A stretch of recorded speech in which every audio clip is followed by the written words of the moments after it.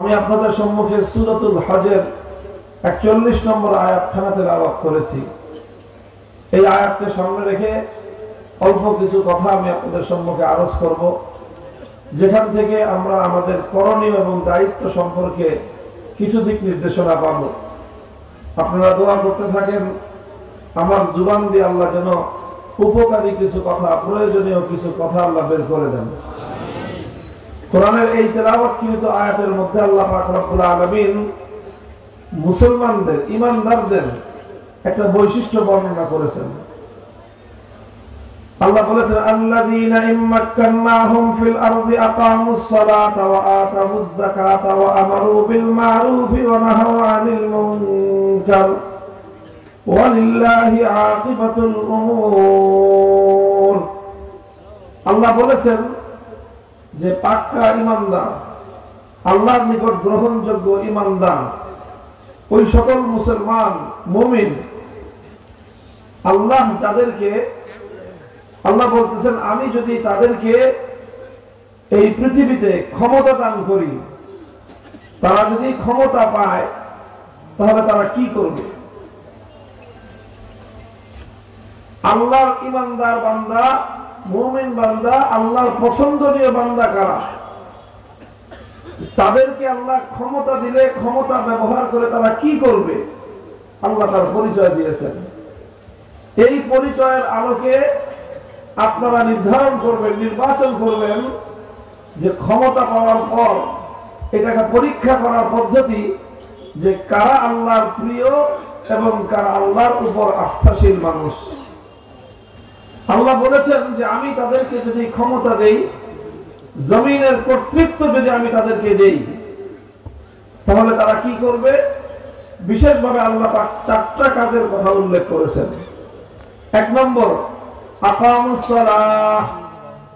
ক্ষমতা পেলে তারা ক্ষমতা প্রয়োগ করে সর্বপ্রথম আল্লাহর জমিনে তারা নামাজ কায়েম করবে।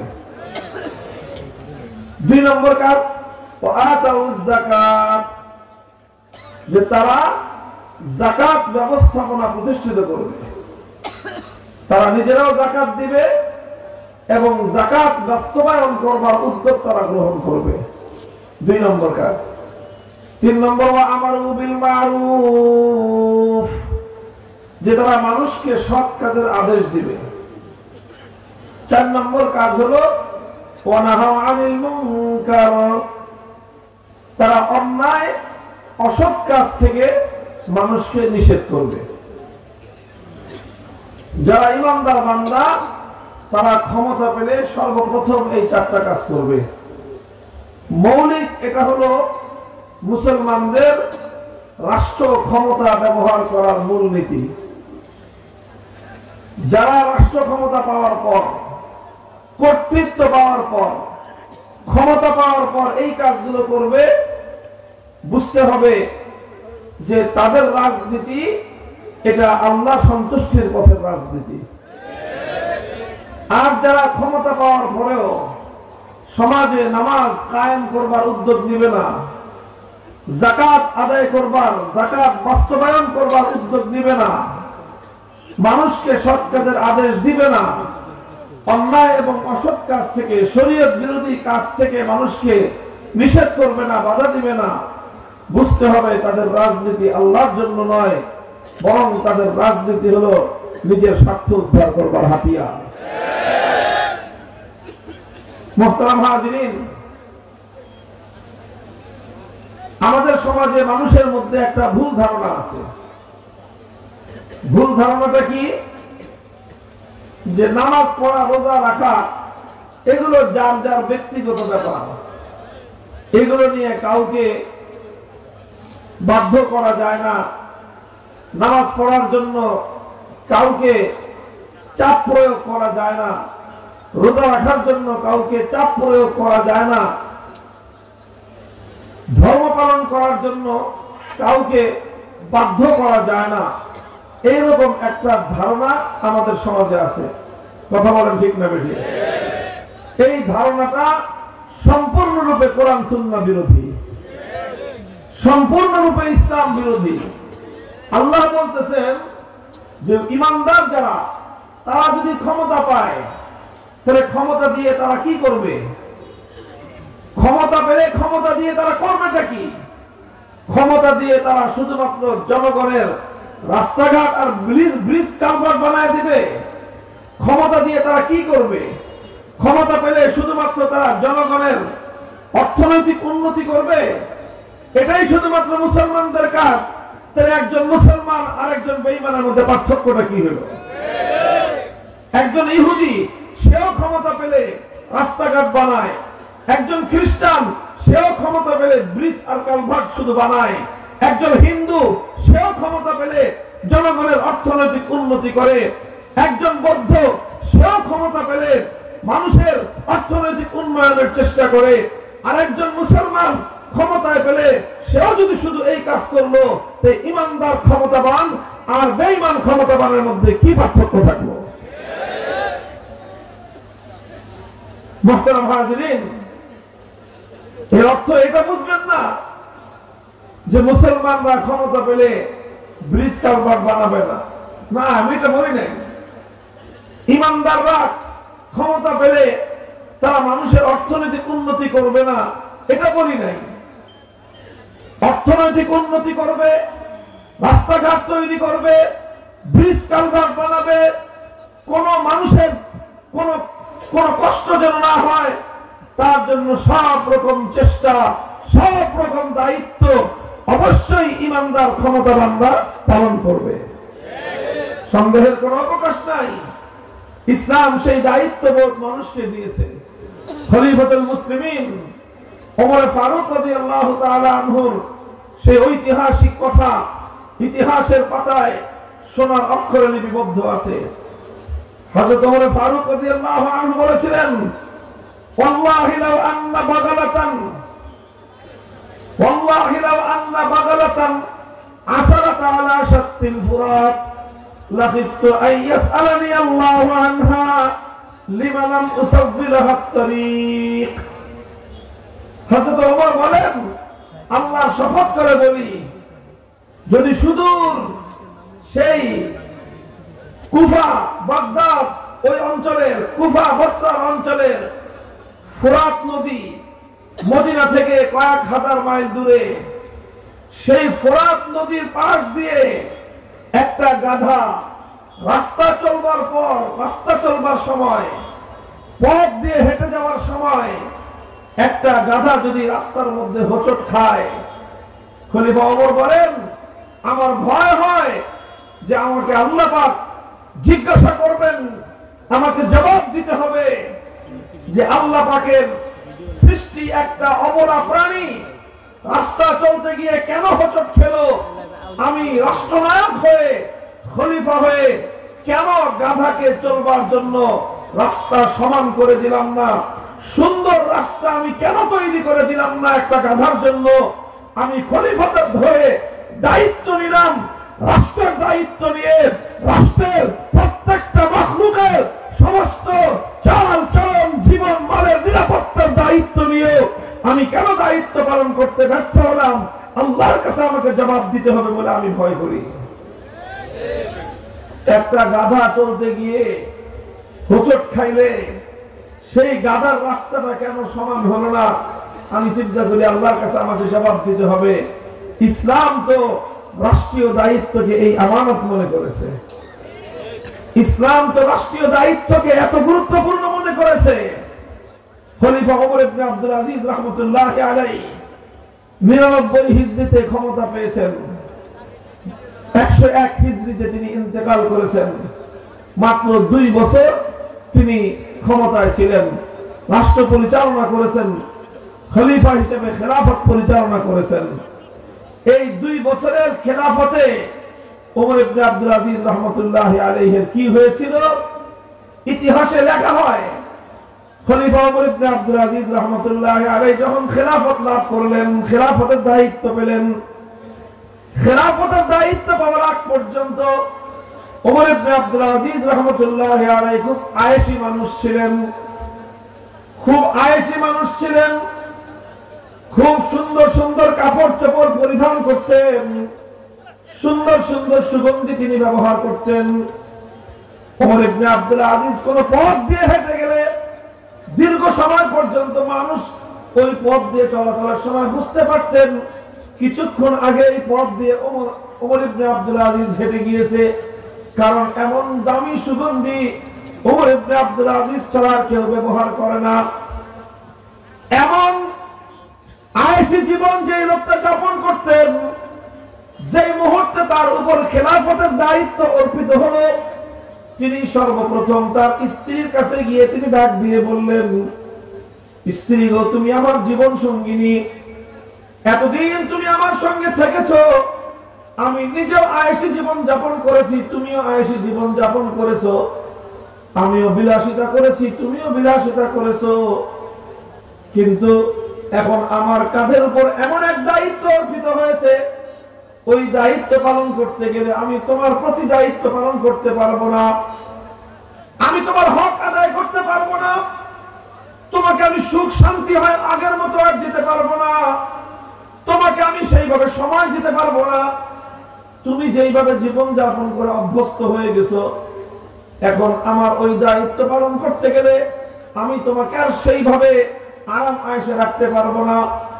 এই জন্য আমি তোমাকে অধিকার দিচ্ছি, ইচ্ছা করলে তুমি আমার সঙ্গে থাকতে পারো, কিন্তু আমার সঙ্গে থাকলে তোমার বড় কষ্ট হবে, আমার সঙ্গে থাকলে তুমি আমাকে পাবা না, জনগণের খেদমতে আমাকে সময় ব্যয় করতে হবে, তুমি আমার কাছ থেকে কোনো তেমন আরাম আয়েশ পাবা না, কারণ জনগণের অধিকার আদায় করতে গিয়ে আমার পক্ষে আর আরাম আয়েশ করা সম্ভব হবে না। এই জন্য আমি তোমাকে অধিকার দিচ্ছি, সুযোগ দিচ্ছি, ইখতিয়ার দিচ্ছি, ইচ্ছা করলে তুমি আমার কাছে থাকতে পারো, কিন্তু কষ্ট করতে হবে, আর যদি কষ্ট করতে তুমি সম্মত না হও, তাহলে আমি যদি তুমি চাইলে আমি তোমাকে মুক্ত করে দিতে পারি।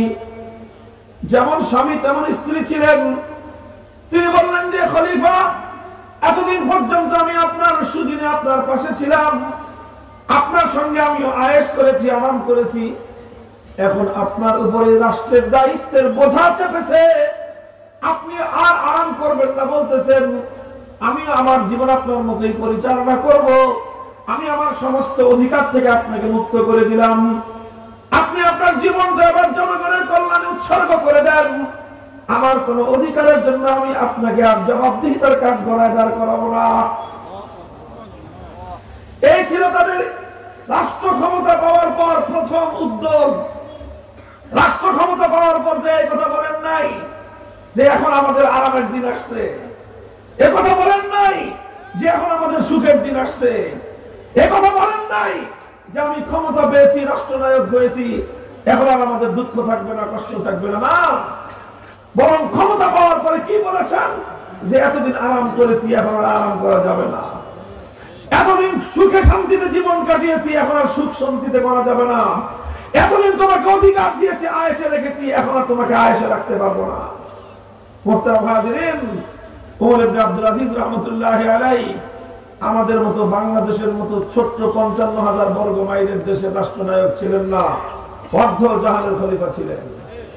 তখন মুসলমানদের শাসন খেলাফতে বনু উমাইয়ার যুগে একদিকে আটলান্টিক মহাসমুদ্র পাড়ি দিয়ে মুসলমানরা সমুদ্রের অপর প্রান্ত পর্যন্ত পৌঁছে গেছে, আর অপরদিকে আফ্রিকার জঙ্গলের গহীন অঞ্চল পর্যন্ত ইসলামের পতাকা উড়ে ঘোড়া দৌড়ে যতদূর পর্যন্ত যাওয়া যায়, যতদূর পর্যন্ত ঘোড়া চলতে পারে ততদূর পর্যন্ত মুসলমানদের বিজয়ের কেতন উড়ে গেছে।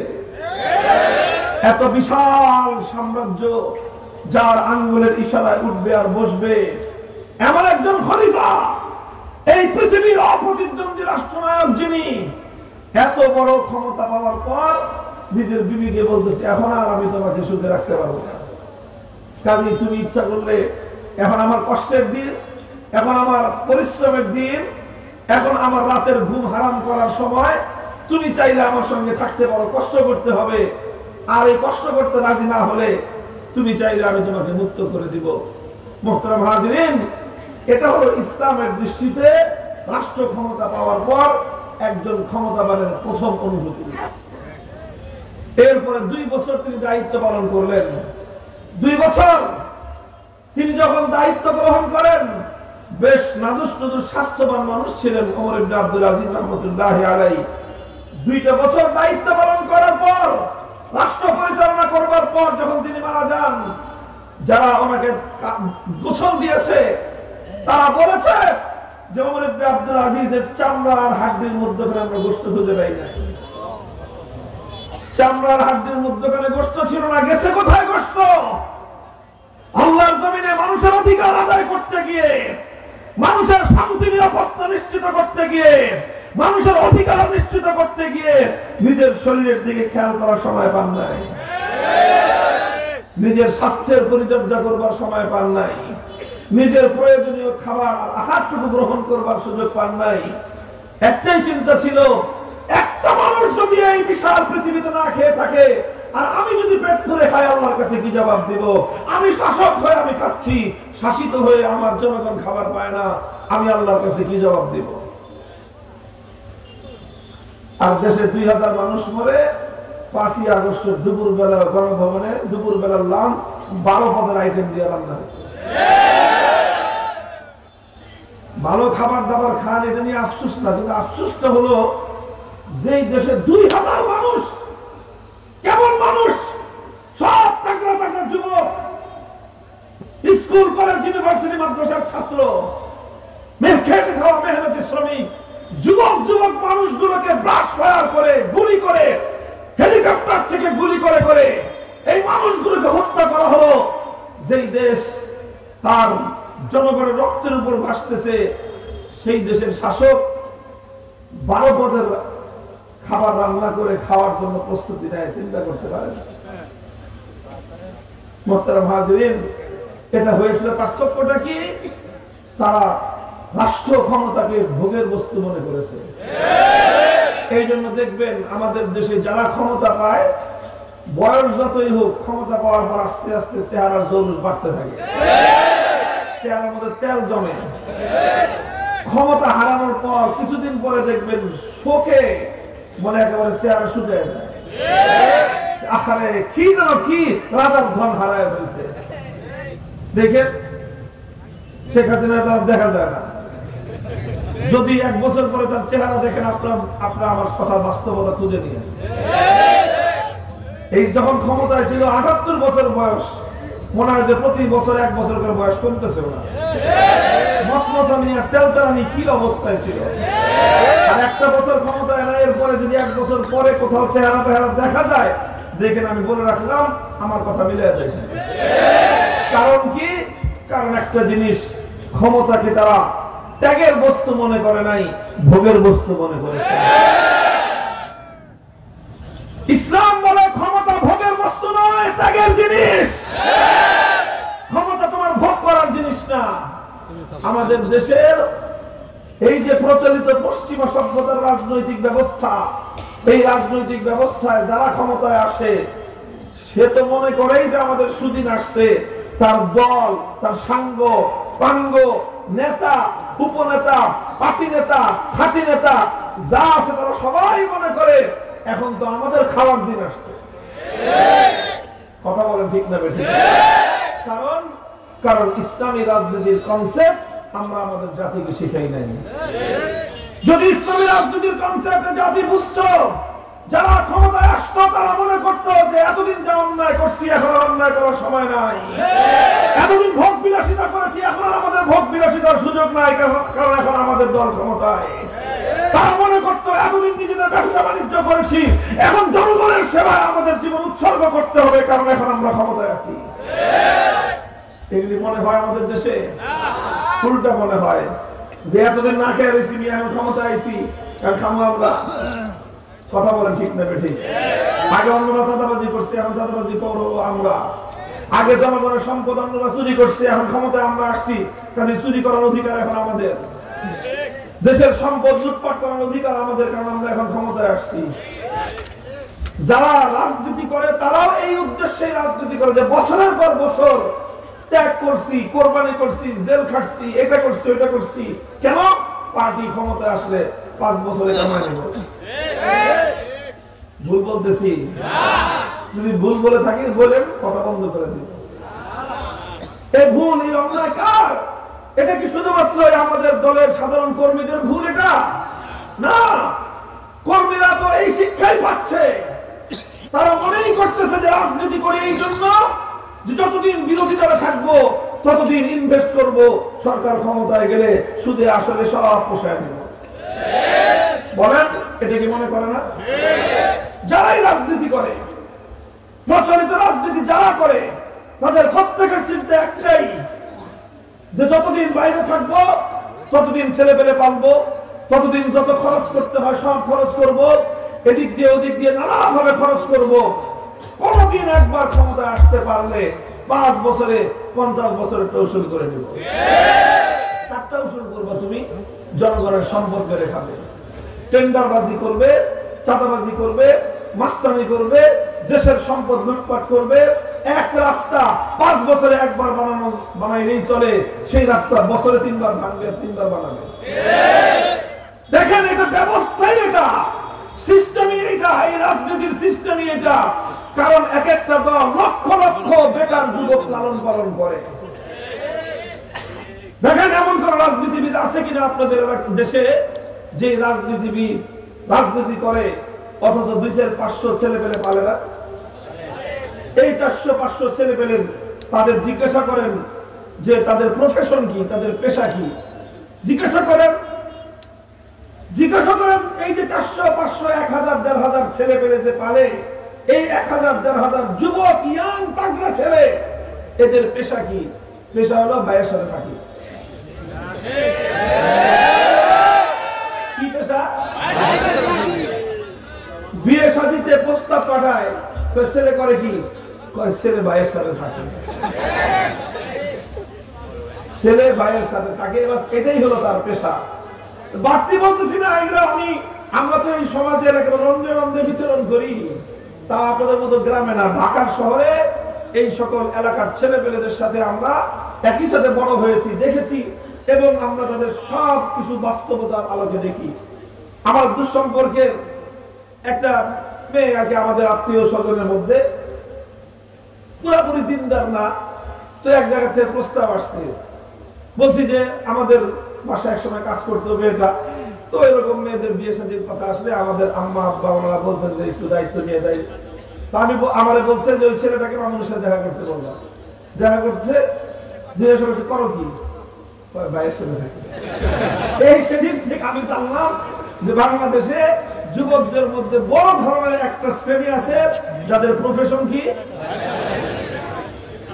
ভাইয়ের সাথে থাকে। আচ্ছা বলেন, এই যে ভাইয়ের সাথে থাকে, তার সংসার চলে কেমনে, তার ব্যক্তিগত খরচ চলে কিভাবে?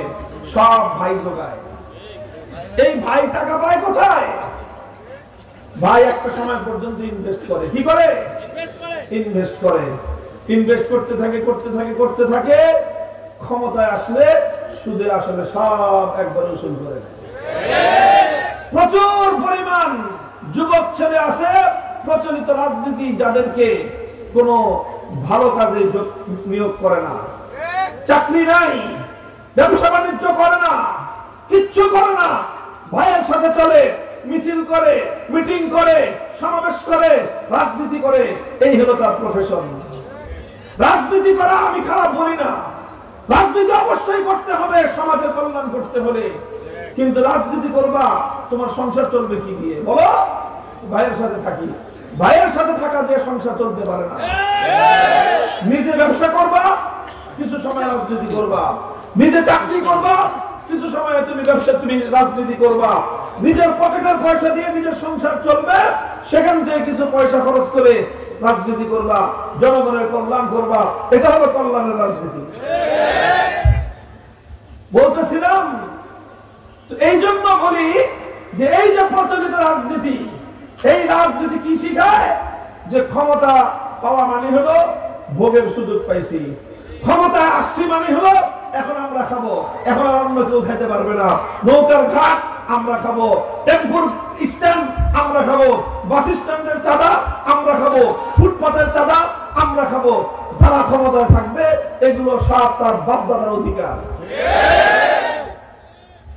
ভাই, এই জাহিলিয়াতকে পরিবর্তন করতে হবে, সমাজে এমন এক রাজনীতির ধারা বাস্তবায়ন করতে হবে যে রাজনীতি হবে ত্যাগের ভোগের রাজনীতি, ভোগের রাজনীতি নয়, দেওয়ার রাজনীতি, নেওয়ার রাজনীতি নয়, জনগণের অধিকার আদায় করবার রাজনীতি, জনগণ থেকে লুটপাট করার রাজনীতি নয়।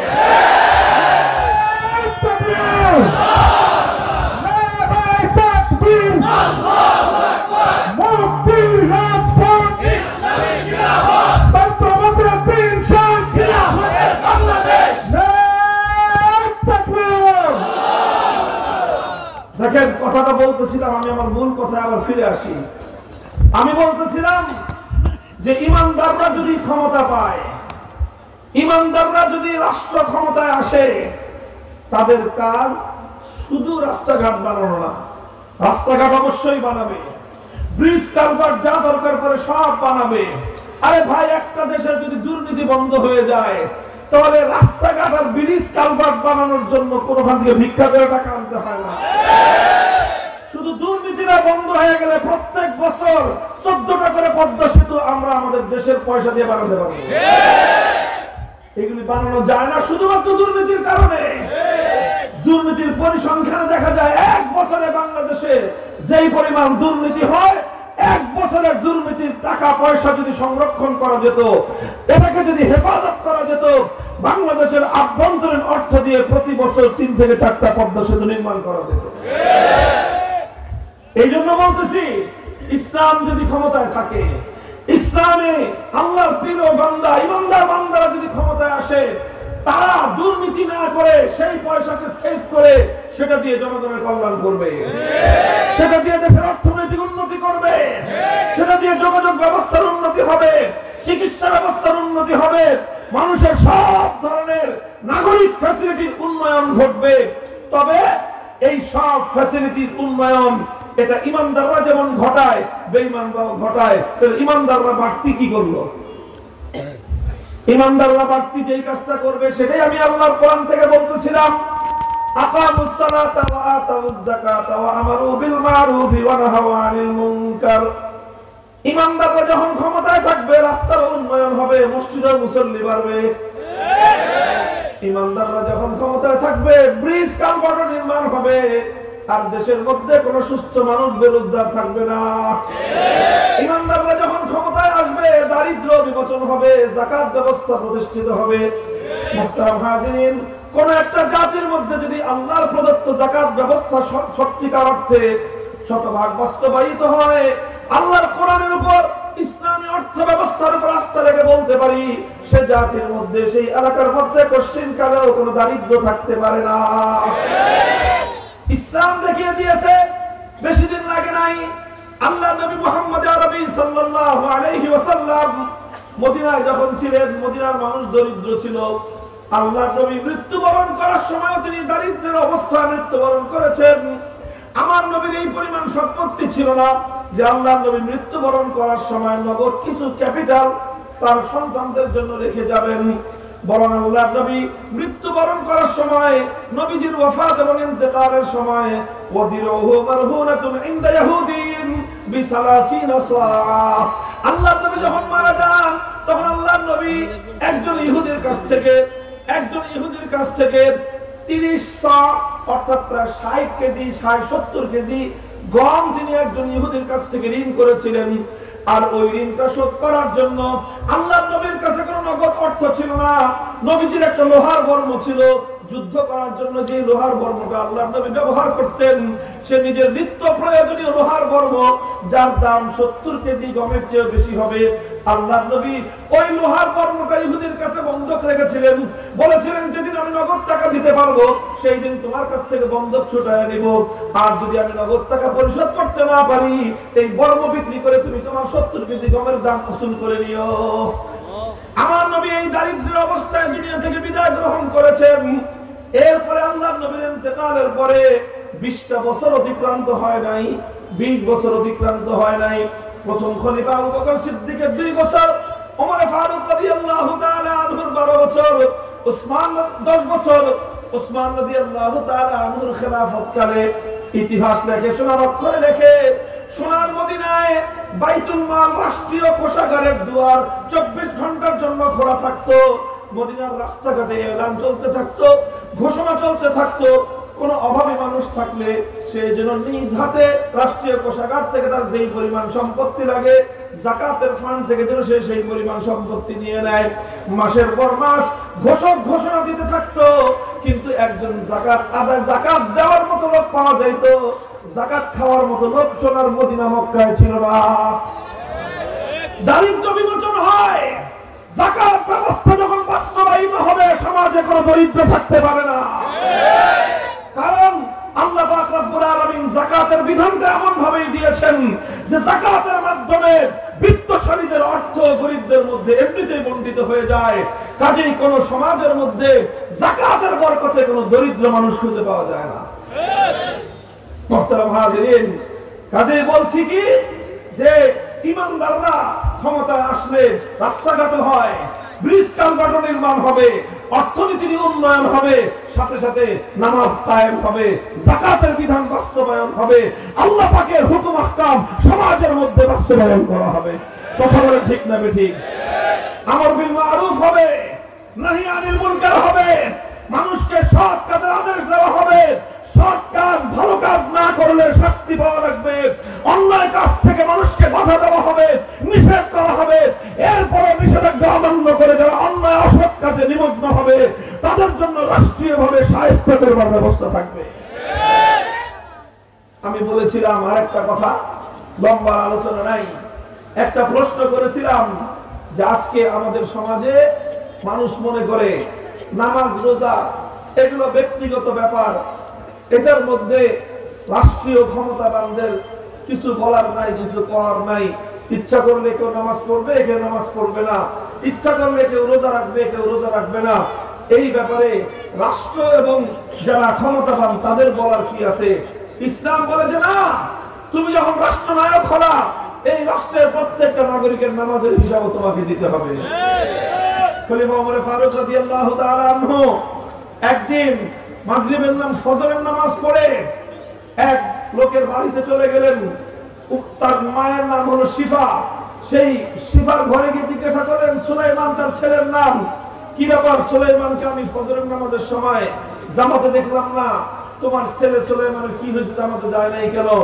মা জবাব দিল, ছেলেটা আজকে রাত্রে একটু বেশি তাহাজ্জুদের নামাজ পড়েছে, অনেক রাত পর্যন্ত তাহাজ্জুদের নামাজ পড়ে এরপরে যে ঘুম দিয়েছে ফজরের নামাজের সময় তার ঘুম ভাঙে নাই, এই জন্য সে আর মসজিদে জামাতে যেতে পারে নাই।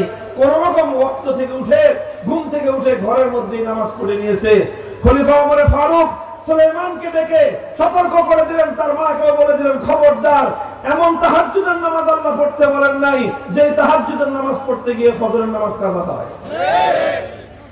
অর্থাৎ একজন খলিফা অর্ধজাহান যিনি শাসন করেন, প্রতিটা নাগরিকের নামাজের খবর রাখতেছেন।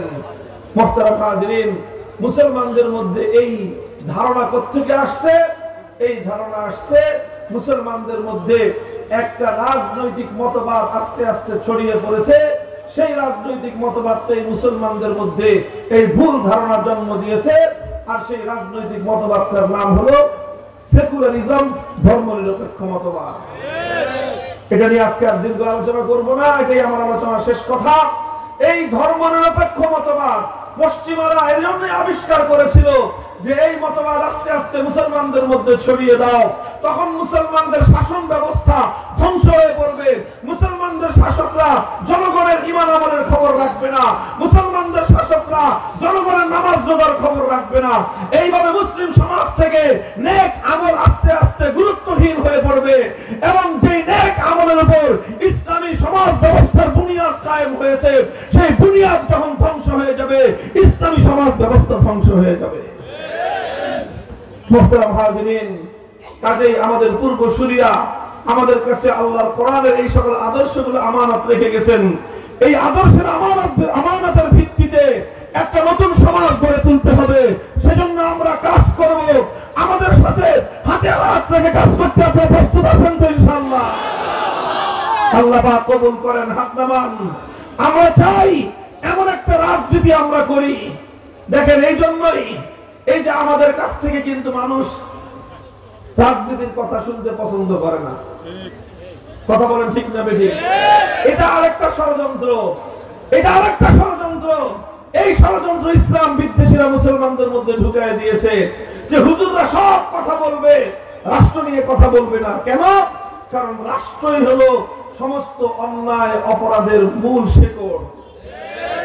হুজুররা যদি এই জায়গাটা সংশোধন করে ফেলে, সমাজ থেকে পাপাচার অনেক কমে যাবে, অন্যায় কমে যাবে।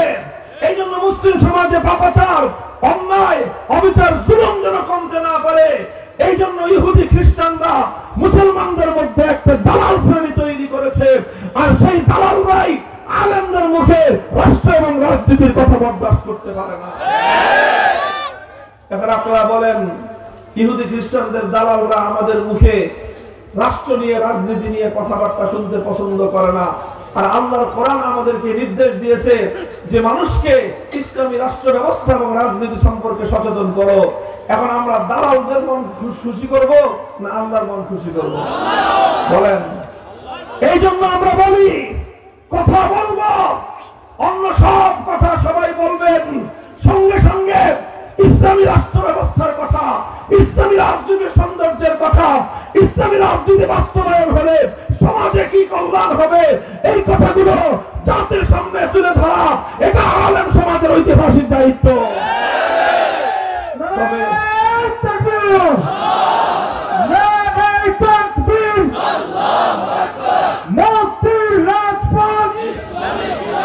তবে এই দায়িত্বটা অন্য দায়িত্বগুলোর মতো এত মসৃণ, এত সহজ না। এই দায়িত্ব পালন করতে গেলে যাদের স্বার্থে আঘাত লাগবে, সেই সকল পুঁজিবাদী সেকুলার ক্ষমতাসীনরা এই সমস্ত আলেম ওলামাদের কণ্ঠরোধ করবার চেষ্টা করে। এটা ইতিহাস। তারাও চেষ্টা করবে, আমরাও চেষ্টা করব। ইনশাআল্লাহ চেষ্টা করতে করতে আমাদের যদি জীবন চলে যায়, আমরা শাহাদাতের দ্বারা ধন্য হব।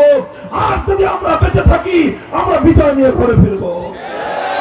নিস্তব্ধ হওয়ার সুযোগ নাই, নীরব হওয়ার সুযোগ নাই, এই পয়গাম, এই দাওয়াতের কথা বন্ধ করবার সুযোগ নাই। আমি আপনাদের কাছ থেকে একটা ওয়াদা চাই। হাফিজ হুজুর রহমতুল্লাহ আলাইহির নাম আপনারা শুনেছেন, মনে আছে? হাফিজ হুজুর জীবনের শেষ সময়ে, এই যে হাফিজ হুজুর রহমতুল্লাহ আলাইহির খলিফা হায়াতে আছেন, হাফিজ হুজুর রহমতুল্লাহ আলাইহি জীবনের শেষ সময়ে রাজনীতি করেছিলেন, মনে আছে? হাফিজ হুজুর বলতেন, আমি যে রাজনীতি করি, এই রাজনীতির নাম হলো তওবার রাজনীতি। কি রাজনীতি? মানুষ জিজ্ঞাসা করলো সাংবাদিকরা যে হুজুর তওবার রাজনীতিটা আবার কি জিনিস? এই কথা তো আগে কোনোদিন শুনি নাই। রাজনীতি করে বলে কেউ ডিজিটাল রাজনীতি, কেউ বলে নতুন বাংলার রাজনীতি, কেউ বলে সবুজ বাংলার রাজনীতি, কেউ বলে গণতন্ত্রের রাজনীতি, কেউ বলে সমাজতন্ত্রের রাজনীতি, কেউ বলে মাওবাদী রাজনীতি, কেউ বলে লেনিনবাদী রাজনীতি। আপনি আবার নতুন এক রাজনীতির কথা বললেন, তওবার রাজনীতি। এটা কি জিনিস? হুজুর বললেন, তওবার রাজনীতি মানে হলো এই, ইসলামের বিধান হলো মানুষ যেই পাপ যেইভাবে করে, সেই পাপ থেকে তওবা সেইভাবে করতে হয়। যেই পাপ গোপনে করা হয়, সেই পাপের তওবা কেমনে হবে? গোপনে হবে।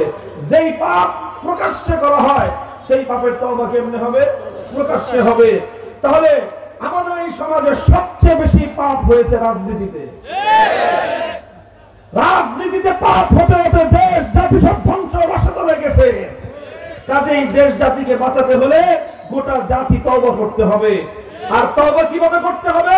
খালি মসজিদে গিয়ে ওইভাবে আল্লাহর কাছে আস্তাগফিরুকা রাব্বি মিন কুল্লি যামবিন ওয়া আতুবু ইলাইহি, এইভাবে শুধুমাত্র তওবার দোয়া পড়লে তওবা হবে না। মানুষ যেরকম, জাতি যেরকম অন্যায় এবং অপরাধ করেছে রাজনীতির অঙ্গনে, তওবা করতে হবে রাজনীতির অঙ্গনে। আমি সেই জনগণকে তওবার রাজনীতির ডাক দিলাম। মুহতারাম হাজিরিন, তওবার রাজনীতির মূল কথা হলো, যারা তাদের জীবনের একটা লম্বা সময় কাটিয়ে দিয়েছেন আব্রাহাম লিঙ্কনের রাজনীতি করতে গিয়ে, কার্ল মার্কস, মাও সেতুং, লেনিনদের রাজনীতি করতে গিয়ে, অমুক নেতার আদর্শ, অমুক নেত্রীর আদর্শ বাস্তবায়ন করতে গিয়ে রাজনীতি করে যারা আল্লাহর সঙ্গে গাদ্দারি করেছেন, বিশ্বাসঘাতকতা করেছেন, আল্লাহর দেওয়া জীবন দিয়ে, আল্লাহর দেওয়া সম্পদ দিয়ে, আল্লাহর দেওয়া যৌবন দিয়ে মানুষের আদর্শ বাস্তবায়নের জন্য যারা চেষ্টা করেছেন, তারা আল্লাহর সঙ্গে গাদ্দারি করে মহাপাপ করেছেন। উপায় একটাই, এবার আল্লাহর আদর্শ, আল্লাহর দ্বীন দুনিয়াতে চিন্তা করবার জন্য রাজনীতি করতে হবে। এটাই হলো তওবার রাজনীতি। এই তওবা করবেন তো ইনশাআল্লাহ? আল্লাহর জমিনে আল্লাহর খেলাফত কায়েমের রাজনীতি করবেন। কারা কারা করবেন হাত তুলেন। আল্লাহ কবুল করেন।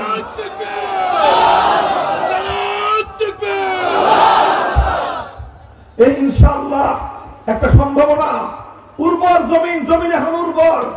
এই যে এখন তো ফসলের মাঠ ফেটে চলছি, এখন কোথাও ফসল ফলবে না, কথা বলে ঠিক না বেঠিক? এরপরে দেখবেন মোটামুটি যখন জানুয়ারি মাসটা শেষ হবে, হ্যাঁ জানুয়ারি মাসটা যখন শেষ হবে, আস্তে আস্তে ফসলের মাঠগুলি আবার চাষাবাদের জন্য উপযুক্ত হয়ে উঠবে, বৃষ্টি হবে, এই মাঠগুলোতে আবার হাল চাষ করানো হবে। তখন এই মাঠে যেই ফসলের বীজ বপন করবেন সেই ফসলের সোনালী ফলন হবে। বাংলাদেশ এখন বিপ্লবের জন্য উর্বর হয়ে আছে, কথা বলেন ঠিক না বেঠিক? এই মাটিতে আবু সাঈদদের রক্তের বৃষ্টি ঝরেছে, শহীদ মুগ্ধদের রক্তের বৃষ্টি ঝরেছে, হাফেজ নাসমুল সাকিব, হাফেজ জাহিদ হাসান জাহিদ, এই ধরনের থোকা থোকা মুসলমানদের সন্তানেরা রক্তের বৃষ্টি দিয়ে এই মাটিকে উর্বর করে রেখে গেছেন। এই উর্বর মাটিতে বিপ্লব করতে হবে, আমেরিকান রাশিয়ান আদর্শের নয়, চায়না এবং ভারতের আদর্শের নয়। এই মাটিতে বিপ্লব করতে হবে, সোনার মদিনার রাজনীতির বিপ্লব। এবং আমরা বলি নারায়ে তাকবীর, জিহাদ জিহাদ জিহাদ চাই, সাবিলুনা সাবিলুনা, নারায়ে তাকবীর। প্রস্তুত থাকবেন তো ইনশাআল্লাহ? আল্লাহ পাক কবুল করেন। ওয়াদা করেছেন তো আল্লাহর সাথে? ইনশাআল্লাহ আল্লাহ কবুল করেন। আল্লাহ পাক রব্বুল আলামিন আমাদের এই মাতৃভূমির প্রতি ইঞ্চি মাটিকে আল্লাহ পাক ইসলামের জন্য কবুল করেন। ইসলাম বিরোধী সকল তন্ত্র মন্ত্র এই জমিন থেকে উৎখাত হয়ে যাক। এমন একটা সোনালী দিন যেন আমরা আমাদের জীবদ্দশায় দেখতে পাই, যে এই সমাজ পূর্ণাঙ্গভাবে আল্লাহর কোরআন অনুযায়ী চলছে। আল্লাহ আমাদের সকলকে সেই দিন দেখার তৌফিক দান করেন। ওয়া আখিরু দাওয়ানা আলহামদুলিল্লাহ।